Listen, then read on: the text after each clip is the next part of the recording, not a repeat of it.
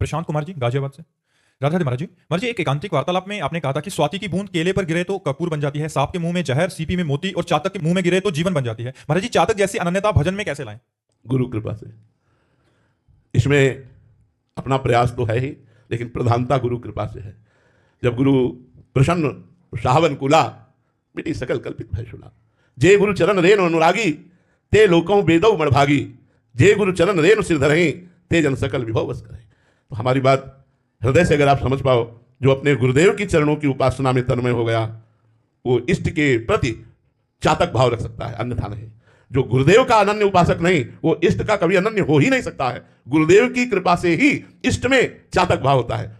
इष्ट के नाम, इष्ट के रूप, इष्ट की लीला, इष्ट की एक एक गुणमयी वृत्ति का उपान करता है उपासक।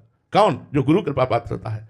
गुरु कृपा अत्यंत अनिवार्य है। गुरु कृपा ही केवलम, गुरु कृपा मोक्ष का भी स्वरूप, गुरु कृपा ही मोक्ष मूलम। गुरु कृपा, इसलिए वो बड़े सौभाग्यशाली हैं जो अपने गुरुदेव के चरणों का आश्रय लेकर उनके द्वारा बताई हुई उपासना पद्धति से अपने इष्ट को रिझाते हैं। धीरे धीरे उनमें इष्ट के प्रति ऐसी अनन्यता आ जाती है, जैसे हरिवंश महाप्रभु अपने एक दोहे में कहते हैं, रसना कटो जो अन रटो, निरखि अन फुटो नैन, श्रवण फुटो जो अन सुनो, श्री राधा जसवैन। किशोरी जी के प्रति, लाल जी के प्रति जो अनन्यता जागृत होती है, उस अनन्यता में वो चातक भाव होता है। राहो को काहू मन ही दिए, मेरे प्राणनाथ श्री श्यामा, शपथ करो तृण छिए, राहो को काहू मन दिए। अनन्यता, प्रेम में अनन्यता ही चातक स्वरूप है। एक बार पूज्य भाई जी से हनुमान प्रसाद पोद्दार जी महाराज ने लीला का वर्णन किया, अनन्यता चातक स्वरूप का, कि गोपी जनों के बीच में भगवान रास रासेश्वर और स्वामिनी जो विराजमान है, तो प्रेम में अधिक बातें जबान से नहीं होती, नेत्रों से हुआ करती है। प्रेमियों की अधिक बातें नेत्रों से होती है। जो उच्च कोटि का प्रेम होता है वो नेत्रों से बात करते हैं। तो प्यारी जी और प्यारे जी के नेत्रों ने बात की, एकांत में बैठकर कोई रसमयी चर्चा की, इशारा हो गया।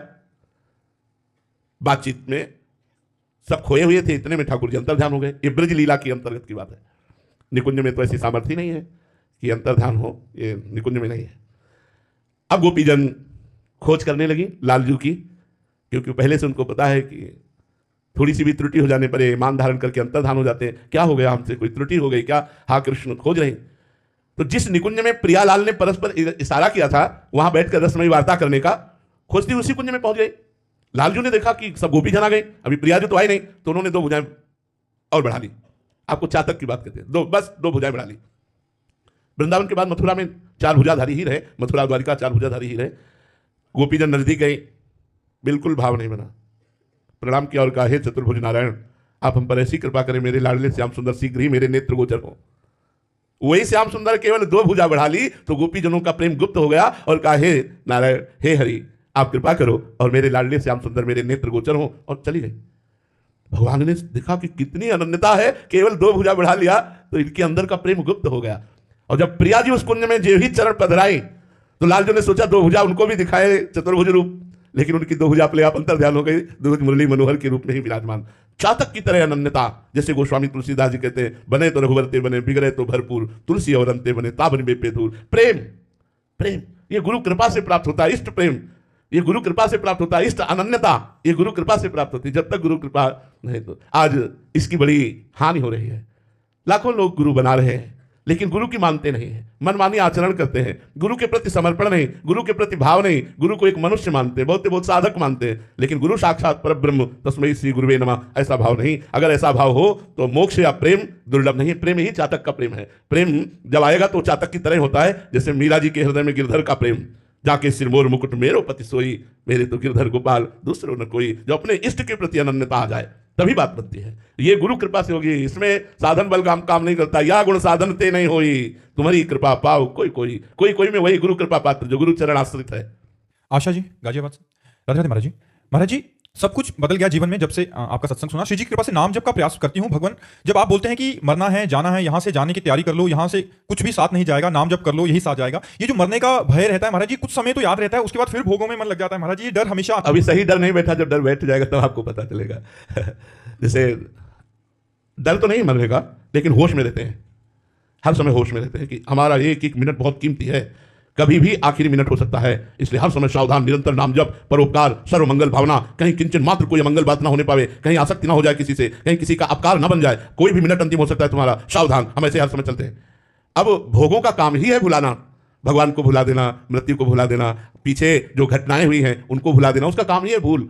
भूल को जो मिटा दे, स्मृति को जागृत कर ले, वही भक्त। नष्टो मोहा, मोह से ही भूल होती है। नष्टो मोहा स्मृति लब्धा, खूब नाम जप करो, मोह का नाश हो जाएगा, स्मृति जागृत हो जाएगी। वैसे मरना किसी को नहीं है, मरना कुछ नहीं है, परिवर्तन है। मरना परिवर्तन है। कौन मरा? अच्छा मैं बताना। पंचभूत पंचभूतों में मिल गए। आत्मा अजर अविनाशी, तो मरा कौन? न पंचभूत मरे और ना आत्मा। आत्मा तो अविनाशी है और पंचभूतों का ढांचा अपने अपने रूप में हो गया। जल का तत्व जल में, वायु का वायु में, आकाश का आकाश में, पृथ्वी का पृथ्वी में, अपने अपने तत्व में मिल गया। मरना क्या है? इस शरीर का राग।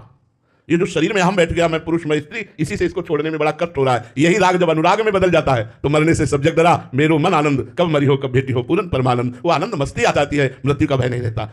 जब अपने शरीर का राग नष्ट हो जाए तब ये बिना भजन के नहीं होगा। आज महाशिवरात्रि का पावन पर्व है महाराज जी। महाराज जी, महादेव जी का आपके जीवन में क्या भूमिका रहा है महाराज जी, पूरे जीवन में? कैसे वाणी उनकी कृपा का वर्णन करें। बचपन से लेकर के आज तक वही संभाल रहे हैं, भगवान शंकर की ही कृपा से। जिस कुल में जन्म हुआ वहाँ के आराध्य देव भगवान शंकर, शैव उपासना, ब्रह्मचर्य, महावाक्य, काशी का सेवन, काशी से वृंदावन, वृंदावन में प्रिया प्रीतम की उपासना, सर्वस्व महादेव जी की कृपा से हुआ है। सब भगवान विश्वनाथ जी की कृपा से हुआ। उस कृपा को वाणी की सामर्थ्य नहीं कि वर्णन कर सके, जैसी कृपा भगवान से। और ये हम निश्चित कहते हैं, जिस पर भगवान शिव की कृपा नहीं है वो कभी प्रेम को प्राप्त नहीं हो सकता, आत्मबोध को प्राप्त नहीं हो सकता। दोनों बातें, जहाँ पर कृपा न करें पुरारी, सो न पाओ मुनि भगति हमारी। जिस पर त्रिलोचन भगवान चंद्रमौलेश्वर शिव जी की कृपा नहीं हो, भगवत प्रेम प्राप्त नहीं कर सकता। और फिर आत्मबोध के लिए तो स्वयं शंकराचार्य के रूप में प्रकट हुए। वही संपूर्ण चराचर जगत के गुरु हैं। जब जहाँ जैसी आवश्यकता होती है वैसे ही आचार्य रूप धारण करके पहले पिपासा जागृत करते हैं, फिर इष्ट रूप से उस पिपासा को शांत करते हैं। सारा खेल शिव का ही है। वही सर्वोपरि परम तत्व विविध रूपों में प्रकाशित हो रहे हैं। एक ही तत्व है, तत्व दो नहीं है, एक ही परम तत्व है। हाँ, रस का रसास्वादन कराने के लिए, जैसे एक ही दूध के बहुत प्रकार के मिष्ठान बनते हैं, उनका स्वाद अलग अलग रस विशेष हो जाता है, ऐसे ही एक ही परमात्मा तत्व भगवान शिव अपने रसास्वादन का रसास्वाद कराने के लिए विविध रूप धारण किए हुए हैं। वही प्रिया प्रीतम है, वही सियाराम है, वही सर्वस्व है, उनके सिवा कोई नहीं है। तो उन्हीं का ही सर्वोपरि कृपा प्रसाद हृदय में जागृत हुआ। उसी कृपा प्रसाद से रासलीला का दर्शन, रासलीला से वृंदावन की प्रति जिज्ञासा, वृंदावन भेजना, वृंदावन का संपूर्ण वैभव, ये सब देवादिदेव महादेव की कृपा से ही प्राप्त हुआ है। हम इतना ही कह सकते हैं कि वो हमारे थे, हैं, रहेंगे, उनके सिवा कोई नहीं। हाँ, ये उनका लीला विलास है कि वो किस रूप में अब हैं, वो क्या वही थे, वही हैं, वही रहेंगे, दूसरों न कोई, वही दूसरा नहीं है, वही सब रूपों में विराजमान है। महाराज जी, पहले तो प्रकट में भी कह सकते थे कि केवल अनन्य उन्हीं के प्रति आप कह रहे कट्टर शिव उपासक थे। महाराज जी, आज आपके जीवन में उनका क्या रोल है महाराज जी? मैके से ससुराल आना। याद नहीं आती महाराज जी? क्यों नहीं, अपने मैके की याद नहीं आती? ये हम आपको हृदय की बात कहते हैं कि जैसे बेटी का ब्याह कर दिया जाए तो पति पक्ष में वो आसक्त होकर रहती है पर अपने माता पिता को भूल नहीं जाती है। ऐसे ही भगवान शिव ने अपने हृदयस्थ प्रेम मूर्ति श्री श्यामा श्याम के चरणों में हमें समर्पित किया। पर जैसे आज शिवरात्रि है तो हम सुबह से एक विशेष उमंग में हैं कि आज हमारे आराध्य देव भगवान शिव का महोत्सव है। उन्हीं की कृपा से ये सब, तो बाड़ी की सामर्थ्य नहीं है कि उनकी कृपा, उनके प्रेम, उनके दुलार का वर्णन कर सके।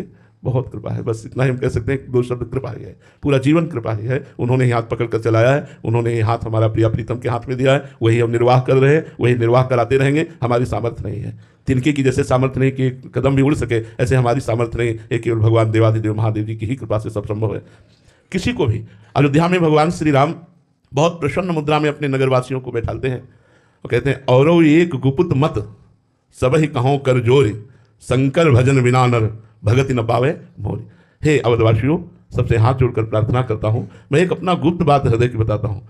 यदि कोई भगवान शंकर की आराधना न करे तो मेरी प्रेम लक्षण भक्ति प्राप्त नहीं कर सकता। और एक गुप्त मत सब ही कहो कर जोर, शंकर भजन बिना नर भगत न पावे मोर। भगवान के निराकार तत्व की तो भावना थी ही, लेकिन मुझे भगवान शंकर के दर्शन की प्रबल लालसा जागृत हुई काशी के घाटों में कि मैं प्रगट देखना चाहता हूँ आपका रूप। स्वरूप तो वेदांत वर्णन ही करता है, लेकिन मैं जिसका वेदांत वर्णन करता है निराकार रूप, वही आप साकार भी हैं। साकार का ही तो स्वरूप वर्णन है। तो आपका जो साकार का स्वरूप है हम दर्शन करना चाहते हैं। रात दिन तुलसी घाट से लेकर दशाश्वमेध घाट तक यही हमारी रहनी थी। घाट में एकांत रहना, जो कुछ प्राप्त हो जाए भगवत प्रसाद स्वरूप। 24 घंटे में कभी सतुआ मिल गया, कभी एक पीस बर्फी मिल गई, कभी 2-2 दिन 3-3 दिन कुछ नहीं मिला तो गंगाजल, पर प्रबल लालसा